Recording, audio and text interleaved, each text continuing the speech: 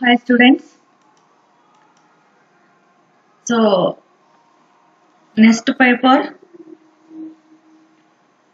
So management decided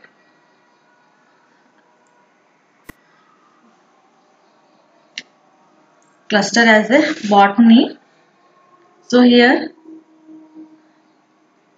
common paper gardening, plant nursery gardening and floriculture, and then A1 paper. A1 paper means here seventh paper botany A, zoology B, chemistry C. Here A1 paper means plant diversity and human welfare, and A2 paper is botany semester 6 cluster. A2 paper is ethnobotany and medicinal botany, and A3 paper is pharmacognosy and phytochemistry. So I want to teach to you ethnobotany and medicinal botany.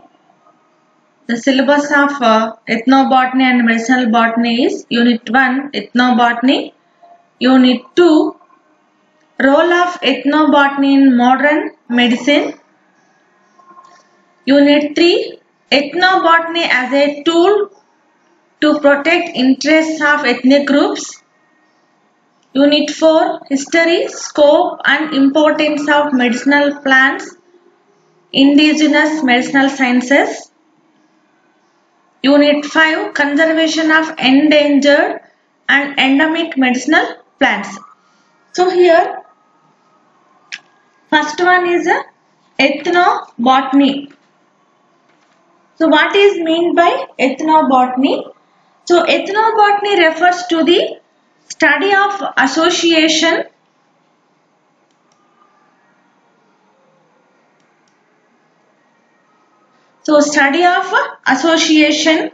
interaction and interrelationships of human societies, especially tribal and aboriginal communities with surrounding flora. And then the role of ethnobotany in modern medicine. So several tribal and aboriginal communities are effort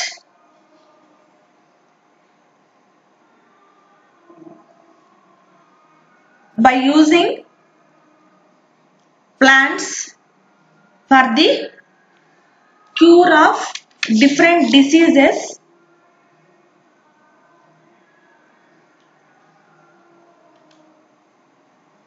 So that entire information are in the second unit. So what are the different tools to protect the ethnic groups, or we will discuss in the third unit. And then so generally diseases refer to any condition that causes extreme pain, dysfunction and or death to the person affected. So any substances given in the treatment of disease is known as medicine. So that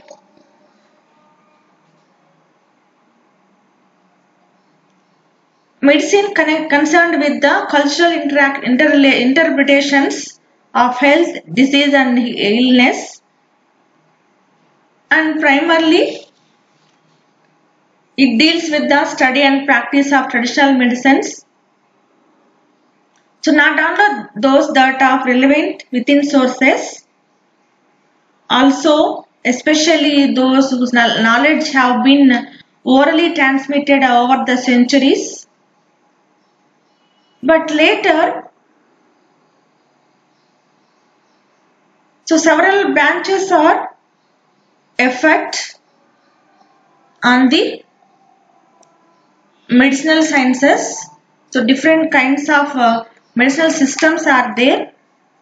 For example, Ayurveda, Siddha, Unani, homeopathy, naturopathy, allopathy, etc., Ayush, etc. So those are we will discuss in this unit. And then by using plants only, they cure such diseases. So such plants are conserved in a certain area. So that entire topic are discussed in the 5th unit. So now I don't have information, total information about 1, 2, 3 units. So I will teach you 4th unit. After that, I will collect that information and will teach to you. First one is 4th unit, history, scope and importance of medicinal plants, indigenous medicinal sciences. So here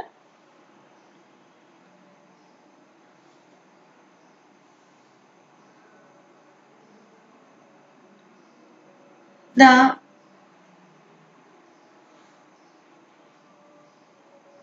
having subtopics are there: definition and scope, Ayurveda, history, origin, Panchamahabhutas, Saptadhatu and Tridosha concepts, Rasayana, plants used in Ayurvedic treatments.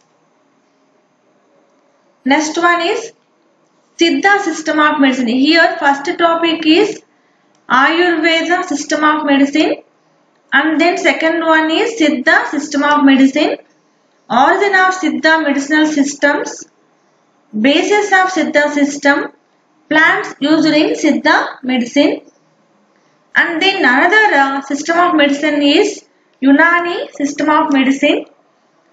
So history, concepts, Umur-e Tabia, tumors treatment or therapy, polyherbal formulations. Now definition. So here Ayurveda is made up of two words, Ayu and Veda, and Ayu means life and Veda means science or knowledge. Ayu means life and Veda means science or knowledge. Thus Ayurveda in totally means science of life. Ayurveda is that knowledge of life which deals with conditions beneficial to life. Ayurveda incorporates all aspects of life, whether physical, physiological, spiritual or social, and it believes in the existence of soul before birth and after death too. And next one, history. Ayurveda is an ancient medical therapy which was invented by Vedic sadhus in India thousands of years ago. The oldest treatises dealing with Ayurveda are Sushruta Samhita and Charaka Samhita, both complicated in between 500 to 300 BC. The next important authority in Ayurveda was Vegabhatta of Sindh, who practiced during 7th century AD. His manuscript entitled Ashtanga Hridaya is considered unrivaled for principles and practice of medicine. And Charaka, Susruta and Vyagabhatta are considered as Vruddhatraya of Ayurveda or powerful triad.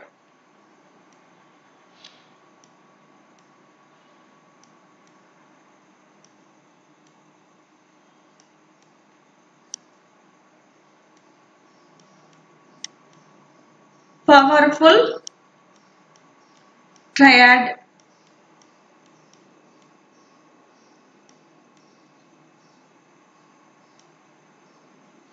And next one, Madhava of Vijayanagar Empire compiled Madhava Nidhana.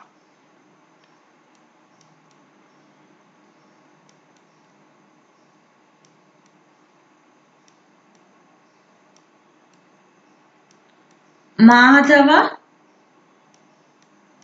Nidhana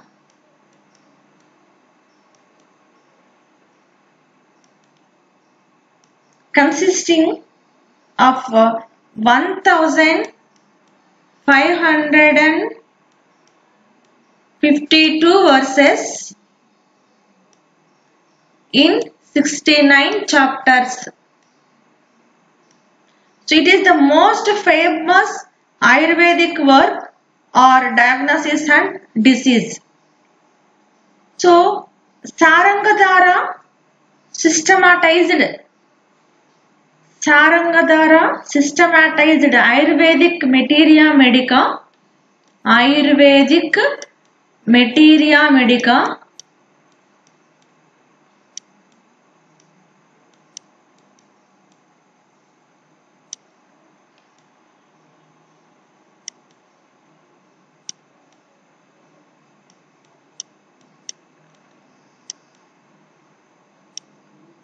and his famous work Sarangadhara Samhita.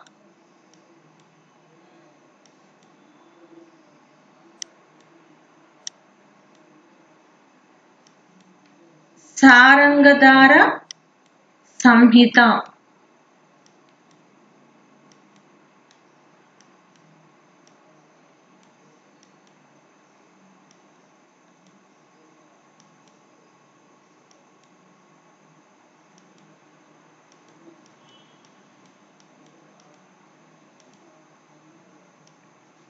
Consists of 3 parts and 32 chapters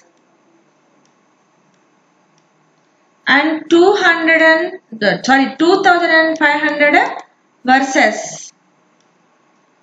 The last celebrated writer on Hindu medicine was Bhava Mishra of Magadha.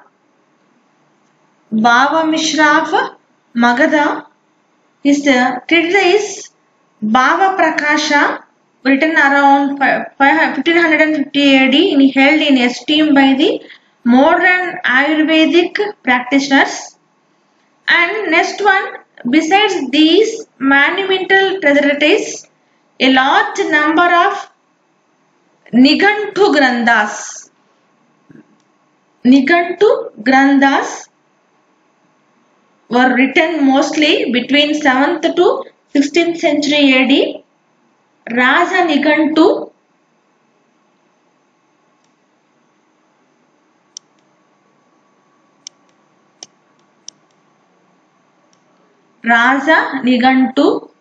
by Narahari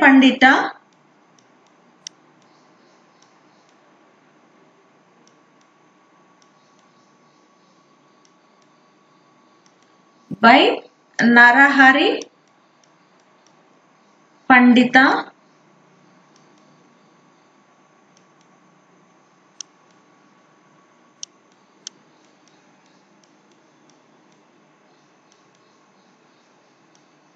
and Madanapala Nigantu by Madanapala.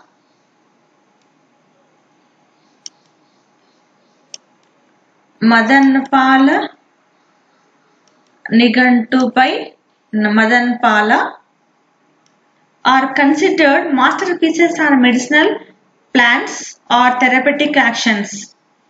So during the 16th century and afterwards, Many Europeans visited India for trade and spread the Indian medicine, and investigations into Indian medicines were started by Western scholars in the 19th century. Hence, the basic concepts of the Ayurvedic system of medicine are: the basic theories of Ayurveda arise from the concepts of Pancha Mahabhutas, three doshas, dhatus, the malas, srotas, three gunas, Agni, diseases, disease diagnosis, treatment, drug sources. First one, the basic theories of Ayurveda arise from the concepts of Pancha Mahabhutas and three doshas, which embrace the process of creation and evolution of the universe and all the life therein. First one is Pancha Mahabhutas. Ayurveda advocates that everything in this world, including the human body, is made up of five basic elements, popularly known as Pancha Mahabhutas in Sanskrit. They are Akash or space,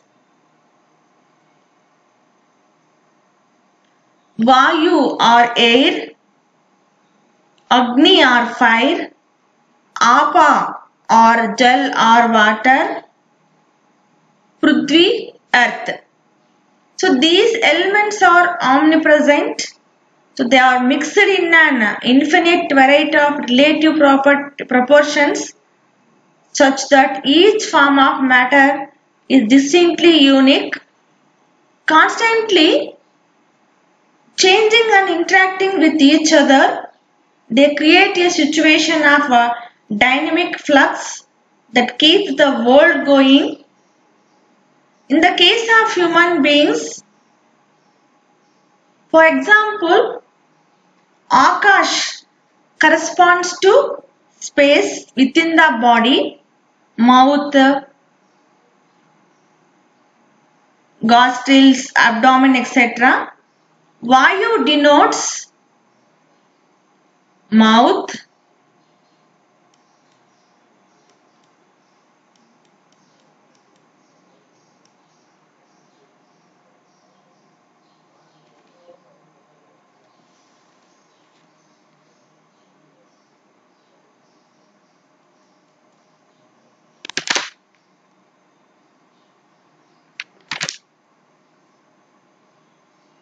gastrils and abdomen.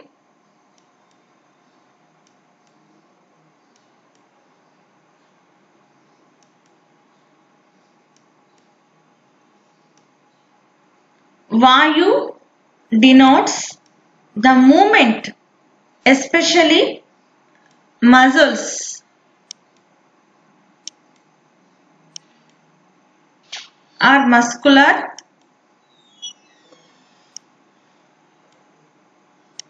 and Agni or fire controls the functioning of enzymes in intelligence,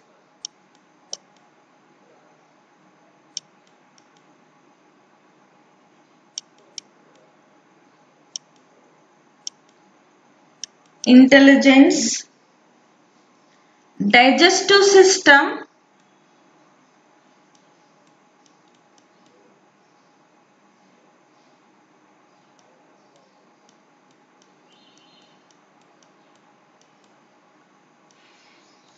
and metabolism.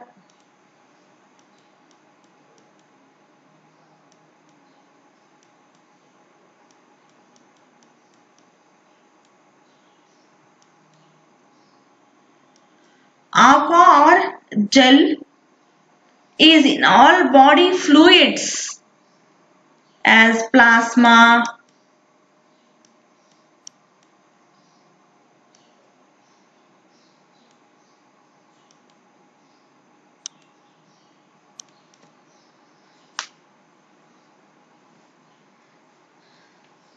saliva,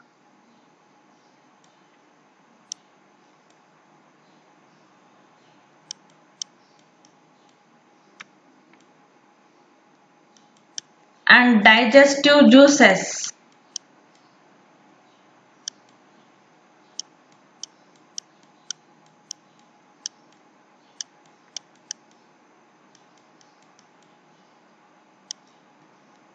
And Prithvi manifests itself in the solid structure of the body like bones,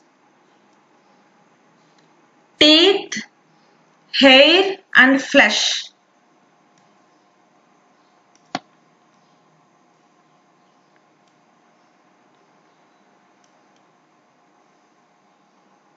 Bones, teeth, hair and flesh. And the Panchamahabhutas therefore serve as the foundation of all diagnosis and treatment procedures in Ayurveda, and the growth and development and the composition of the body depends on the nutrition and food.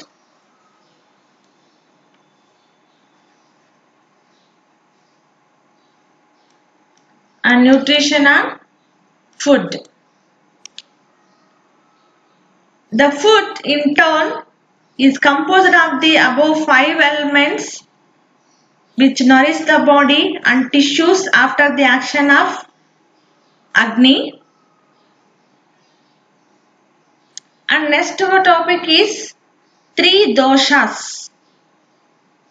So the 5 basic elements are represented in the human body by 3 doshas. The tree and doshas physical energies. The 3 doshas are Vata, Pitta and Kapha. Vata, Pitta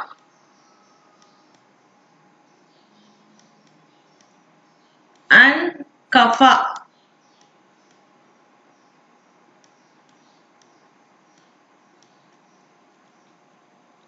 So these 3 are the primary factors of human body that govern our entire physical structure and body function.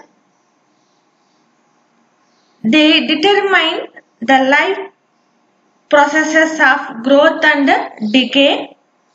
First one is Vata. So Vata means here air and space combine to form the dosha Vata. So here what is meant by Vata here? Air and space.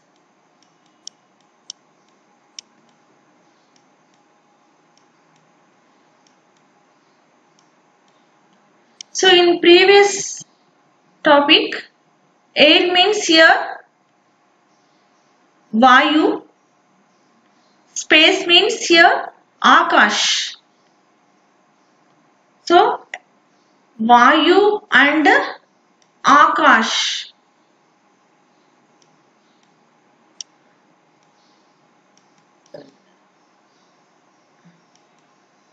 To form the dosha are called as Vata. So similarly its elements, Vata is generally seen as the force which directs nerve, impulses, circulation, respiration and elimination. And Vata also controls the movements of Pitta and Kapha. So that it controls all the functions and activities of body. So Vata is primarily cool, dry and light. It is located in the colon, thighs, hips, ears, bones and organs of touch. So Vata is located in the colon,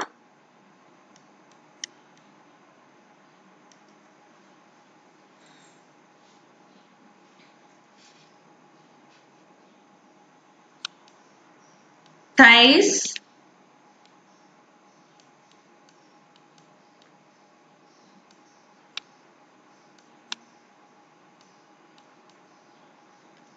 hips,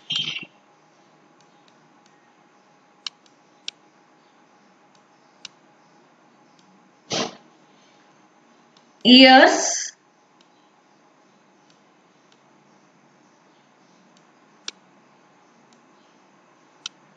bones,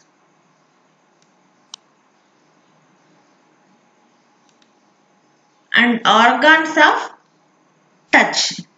And vata, when aggravated, causes emaciation, debility, lacking of warmth, tremors, constipation, insomnia, sensory disorientation and incoherent speech. And next one is Pitta, fire and water,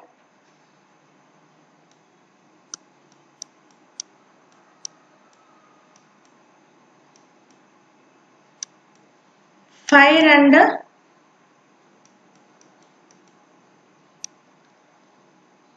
water,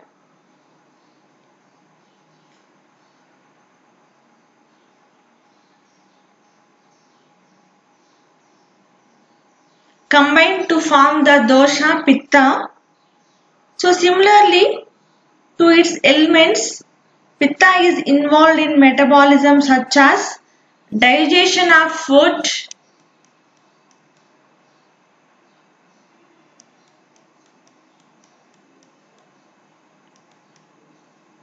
it governs digestion, heat, visual perception, hunger, thirst, leisure, complexion, understanding, intelligence, courage and softness of the body. And Pitta exists mainly in the acid form in the body, and it is located in small intestine, stomach, sebaceous glands, blood, lymph and visual organs. Its primary site is small intestine.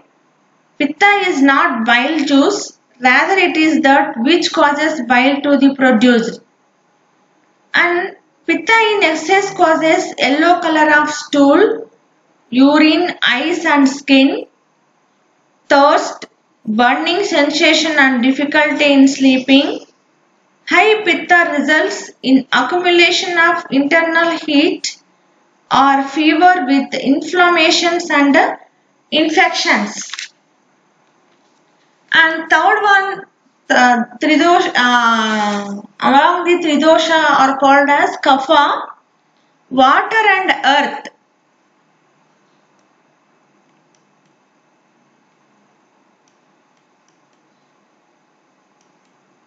Water and earth combines to form the dosha called Kapha or plague. It constitutes the cellular as well as intracellular structure of the body and maintain the internal environment of the body. And Kapha is primarily cold, moist and heavy. So Kapha imparts strength and stability to the body. It also governs emotional traits such as love, compassion, patience and forgiveness. So Kapha is not mucus. It is the force which causes the mucus to arise. So excess Kapha causes lethargy, heaviness, chills, looseness of the limbs, cough, difficulty in breathing and excessive sleeping. So the balanced state of Vata, Pitta, Kapha is health.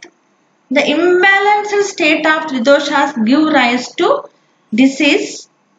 These three doshas occur in everyone and they keep changing constantly due to the specific lifestyle, foods and environments such as time and season. These three are not separate energies. for different aspects of the same energy present together in infinite combinations. So people living close to the equator tend to have Vata and Kapha dosas predominant. They help them to survive the extremes of the weather. Pitta is stronger in people living in cold climates. So ఇక్కడ Ayurveda system of medicine, Ayurveda వైద్య విధానం అనేది ఎలా ఉందో చూసుకుందాం ఒకసారి. Topics అలాగే గుర్తుంటాయి కాబట్టి. So first one Ayurveda. So Ayurveda అంటేనే శరీరము, ఇంద్రియాలు, మనస్సు, ఆత్మలతో కలిసి ఉన్న కాలాన్ని ఏమంటామంటే ఆయువు అంటాము. సో అవి కలిసి ఉన్నంత వరకు ఆయువు అనేది ఉంటుంది. సో అటువంటి ఆయువు శరీరాల గురించి తెలిపే శాస్త్రాన్ని ఏమంటామంటే ఆయుర్వేదం, సైన్స్ ఆఫ్ లైఫ్ అంటాము. So the knowledge of life which deals with conditions beneficial to life. So ఇలాంటి ఆయుర్వేదం అనేది 2 పదాల నుంచి తీసుకోవడం జరిగింది, సాంస్క్రిట్ వర్డ్స్ అన్నమాట ఇవి. సో అలాంటి ఆయుష్ అంటే ఆయుష్ మరియు వేద అంటే శాస్త్రం అని. ఇక్కడ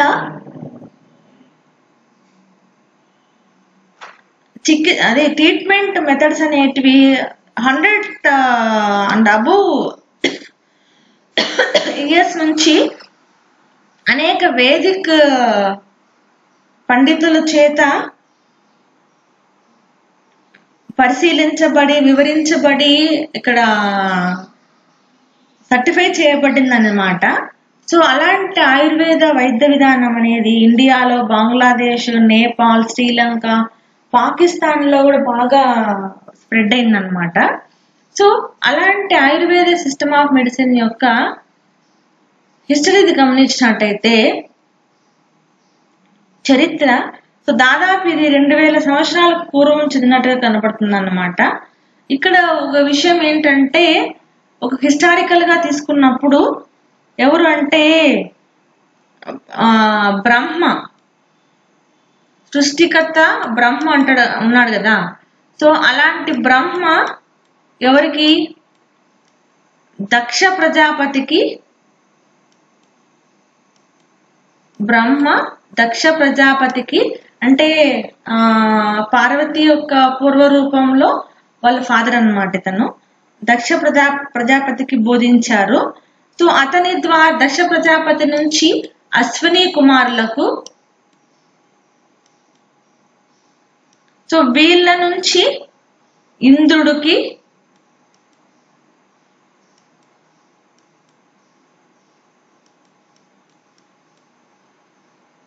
సో ఇంద్రుడి నుంచి తర్వాత భరద్వాజ మహర్షికి, ఆ తర్వాత స్పేస్ నుంచి భూమికి వచ్చి అక్కడ మహర్షులలో ఆత్రేయ పునర్వసుడు, ఆ తర్వాత అగ్నివేశుడు, బౌలుడు, జతుకర్ణుడు, పరాశరుడు, హరితుడు, క్షీరపాణి అనే శిష్యులకి జనరల్ మెడిసిన్, కాయ చికిత్సా విధానాన్ని వివరించారన్నమాట.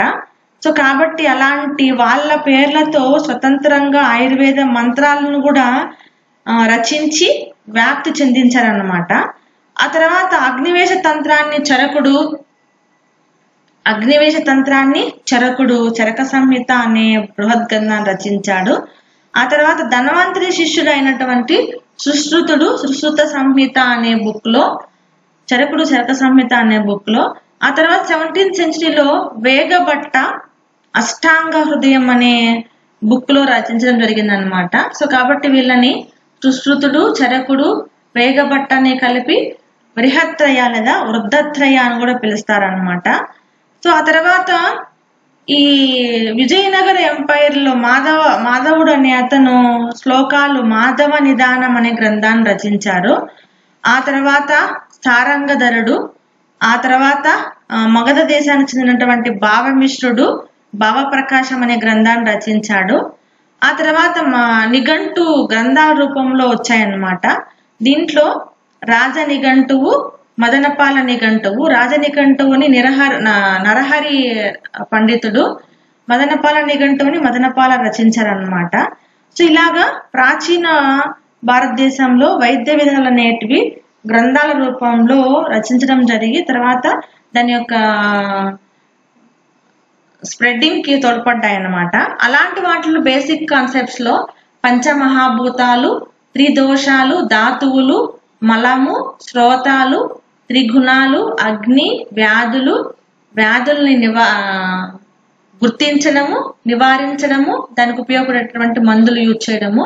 సో దీంట్లో పంచమహాభూతాసులో ముఖ్యంగా 5 ప్రక్రియలు ఉన్నాయని చెప్పుకున్నాము. ఆకాశ స్పేస్, వాయు ఎయిర్, అగ్ని ఫైర్, ఆప ఆర్ జల్ వాటర్, పృథ్వీ ఎర్త్. త్రిదోషాస్లో వాత, పిత్త, కఫ అనేటివి ప్రముఖమైనవి అన్నమాట. తర్వాత దీనికి ఎలా తర్వాత టాపిక్స్ గురించి డిస్కస్ చేద్దాము.